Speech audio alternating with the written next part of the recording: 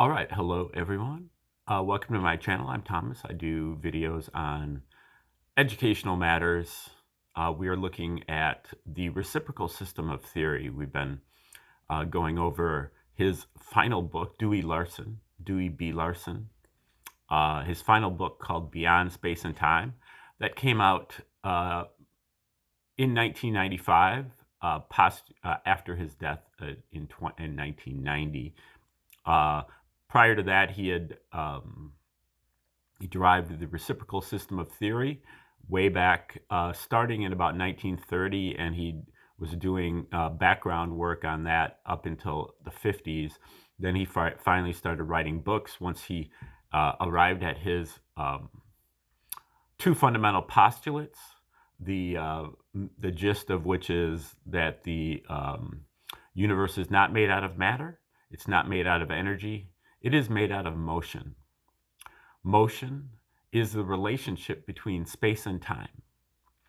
Space and time are reciprocals of each other, meaning that they're related in a ratio or a fraction. You can have space over time relationships. You can have time over space relationships. Space and time both have the same general qualities. One of them is that they're multidimensional, 3 or 4. Larson says 3. I say 3 or 4 dimensions. And they are both progressing. Time is always getting later and later. Space is always getting further and further apart. And they are both quantized. They both have a smallest unit, a quantum unit. There's no fractions or, there's no decimals. You either have one or you don't have anything. And he derived deductively his entire theoretical universe from these original premises, and wrote many books on physics, astrophysics, astronomy, and even economics. But at the end of his life, I guess he'd been working on this final book, which is on metaphysics, Beyond Space and Time. It's on psychology and religion and philosophy, and a little bit of biology thrown in there. And so the basic, he had to arrive at a few other postulates to get to this book here. And the basic gist of that is that the speed of light, the speed of light is 1 unit of space per 1 unit of time. And the speed of light is where Einstein says that the speed of light is the maximum speed of the universe, Larson says that the speed of light is the midpoint or neutral point of the universe. There is half of the universe that moves faster than the speed of light, and there is half that we're familiar with that is moving slower than the speed of light. He calls that the material sector, and he calls it sector 1. And it builds on aggregation. So atoms glom onto each other to build larger atoms, eventually building molecules, and eventually coming to its most complex form, which is DNA. A DNA molecule contains several million atoms, and that is the prerequisite for a material sector unit to group with a cosmic sector unit, or a unit from the faster than the speed of light sector of the universe, which he calls sector 2, or the cosmic sector. And when a sector 2 unit is basically invited into a material unit, a complex material unit, it begins to control, or immediately controls that unit, and Larson refers to that as life. So life is a combination of a material and a cosmic unit. And then once the life unit gets to its most complex form, which he calls the intelligent human being, then it becomes eligible to be controlled by a sector 3 unit. And sector 3 is the area that is entirely outside of space and time, or independent of space and time. And I would say that that really has to do with the light, with light uh, as kind of the boundary between those. But it's far more than a boundary. We see it as a boundary, but it is a generalized region. Now, I'm going to just read his 4 metaphysical postulates that kind of lay down those points. Now, again, his first fundamental postulate is the physical universe is composed entirely of one component, motion, existing in 3 dimensions, in discrete units, and with 2 reciprocal aspects, space and time. And then the first metaphysical postulate: there are existences in the metaphysical region, sector 3, the independent of space and time. There are existences in the metaphysical region of a more general and less restricted type than the units of motion that are the basic constituents of the physical universe. So the physical universe is both sector 1 and sector 2. And then sector 3 is the not metaphysical, or beyond physical. Second metaphysical postulate: the metaphysical existences are logical, orderly, and rational. Third metaphysical postulate: metaphysical existence conforms to a specific set of laws and principles different in some respects from those of the physical universe. And then the final fourth metaphysical postulate: the metaphysical existences of which we have evidence are intelligent.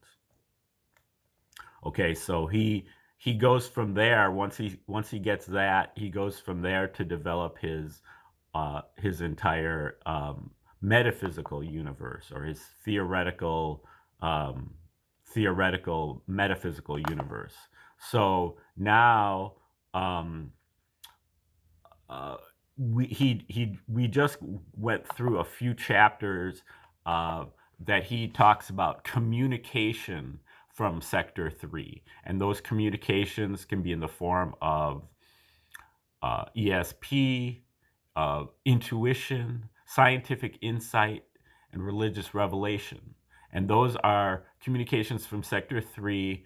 The communications that we receive from sector 3 are always good, always right, but our ability to translate them really depends on our readiness. Certain, like with intuition, when we receive those messages, those have more or less general applicability. So the average person is capable of decoding those messages that we get from sector 3, or translating them. But with something like scientific insight or religious revelation, those messages are more detailed, complex, and specific. And so we have to actually prepare ourselves to be able to understand those messages that we get. And so many times we decode them incorrectly. But the messages themselves are always correct. And just like Larson said in the last chapter that we were talking about, all the influences from the metaphysical sector are good. There is no evil in the metaphysical sector. Evil is a product of sector 2, not sector 3. So, sector 3 is more fundamental, more generalized, and more all-encompassing and really infinite. Whereas this devil or evil is just a principality, or a smaller force, and that is really strictly from sector 2. Now, we were here on chapter 13 on emotions, And he was talking about how most emotions are generally sector 2 phenomena, but there are um, possibilities where emotions can have sector 3 implications. And we are about to finish this chapter, so I'm going to start here. Some of the specific issues involved in the conflicts between reason and emotion in social matters will be discussed at appropriate points in the pages that follow. At this time, however, we are still examining the general subject of emotions, and before the situation is confused by the introduction of other specific issues, which are many are controversial, it should be emphasized that there is nothing creditable or praiseworthy about being emotionally guided. As has been emphasized in the preceding discussion, emotion is merely a tool, a means whereby the response that should be made to a given stimulus is identified. Furthermore, it is the cruder and less reliable of the two mechanisms for this purpose that are at the disposal for the human being, the other being thinking. It is evident, therefore, that future progress in the area of social relations will depend very largely on the rate at which the newer and more reliable tool, reason, can be substituted for the more primitive and less efficient tool, emotion, as the instrument for making social decisions. In light of present knowledge, the fact that emotional reactions still determine the great majority of social decisions is an indication of the long way that human society has yet to go before it can realize its full potential. The relatively primitive state of the existing social organization is even more clearly brought out by the tendency of those agencies, such as the organized religious bodies that claim to be working toward improvement of social conditions, to applaud and support emotional responses while condemning any opposition based on rational grounds. Of course, this is understandable in view of the emotional nature of the present-day approach to religion. But the fact that the antagonism toward the application of reason to social problems is understandable does not make it any more justifiable. An action which is harmful to an individual or group is no less harmful if it is taken with the best of intentions and on the basis of good emotional impulse. The prevailing tendency to regard the emotional response, the primitive type of reaction that we share with the higher animals, as human, and the application of reason, the distinctive human ability, as cold-blooded and inhuman, is a strange perversion of the truth. It cannot be denied that reason is often wrong, primarily because the premises on which the reasoning is based are not always correct. But even in the present state of imperfection, reason is far superior to emotion as a means of arriving at the proper course of action. Furthermore, the superiority of reason is continually increasing as more and more items are added to the existing store of knowledge. And one of the primary objectives of the present work is to contribute to that result.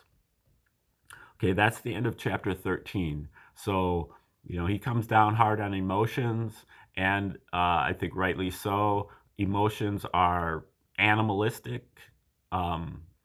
They're based on animals, and they are a residue of our animal, legacy. And they are very generalized. So the reason is much more specific. Reason has many shortcomings as well, but it beats out emotion,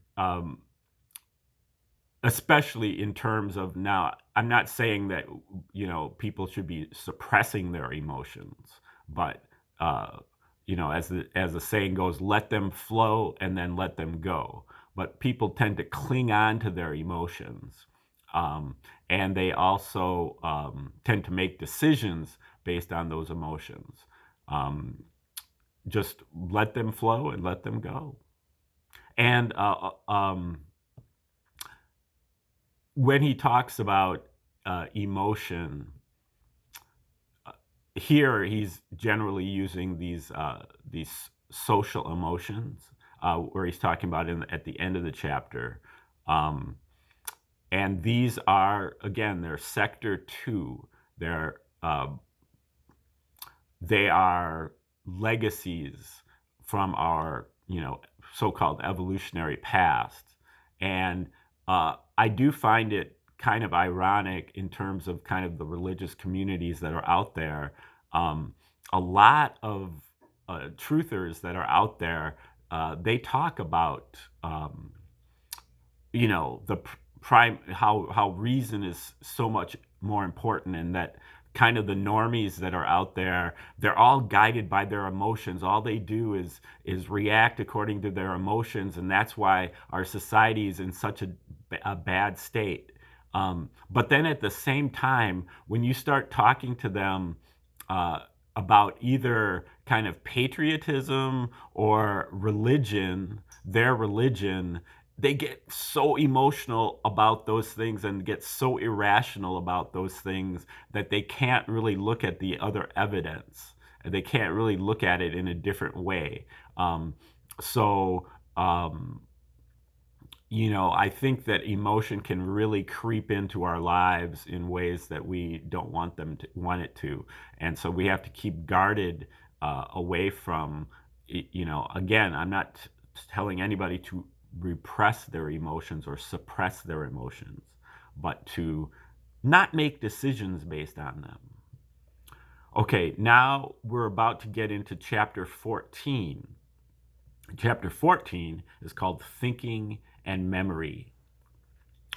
The result, we'll just read the first couple pages here, and then we'll move on to for tomorrow. We'll get ready for tomorrow. The results of the examination of emotional processes in the preceding chapter were mainly negative. What we were particularly interested in ascertaining was the relevance, if any, of the emotion to Sector 3 aspects of life, human life, specifically to the efforts of the Sector 3 control units to divert human activities and aspirations away from the purely survival objective of the biological organism, Sector 2, and toward the objectives of Sector 3, which are ethical objectives. So that's where the human is. They're caught between the Sector 2, Sector 2 objectives, which are survival, and the Sector 3 objectives, which are ethical. And at times, those two things work in harmony. But at times, those two things work at cross purposes, and the individual has to be able to decide which one of those they're going to prioritize.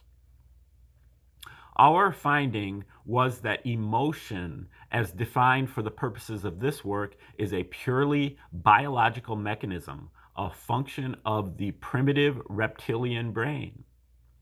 Suppression of the emotions in favor of the responses to stimuli that are dictated by intelligent reasoning, wherever the two are in conflict, is therefore a prerequisite for progress toward specifically human as distinguished from animal standards. Now, the only thing I would disagree with there is maybe the use of the word suppression. I really, I think you can get into trouble if you suppress your emotions. I think that we still should be feeling our emotions, but just not connecting it to our decision-making faculty. It's okay to be angry and to feel anger, but not to lash out from that anger. Separate yourself. If you're angry, just say, "I'm so angry." But that doesn't mean that you have to act upon it. Because if you suppress your anger, I think it can tend to come out in a much more grotesque and even powerful form. Now, I don't know if Larson would disagree with me or if he's just using that word a little bit differently than the way that I would use it. Victory of reason in this contest for dominance over human actions does not guarantee this kind of progress. On the contrary, intelligence as a more efficient tool than emotion may simply act more effectively toward the same animal goals. There are actually two battles going on. One is a struggle between reason and emotion for control of the actions of the human organism. And two is a struggle between sector 2, biological, and sector 3, ethical, human, control units for the power to establish the objectives of these actions. The second of these conflicts is the one in which we are primarily interested in this work. And the further discussion of human information handling equipment in this and the following two chapters will be limited to those items which have or are currently thought to have relevance to this struggle over objectives. Okay, now we will leave it there. I will go back tomorrow and I will go over these two things, and we'll start from that point. The two battles that are going on, struggle between reason and emotion for control of the actions, and struggle between sector 2 and sector 3 for the power to establish the objectives of those actions. Okay, have a great day, and we will see you next time.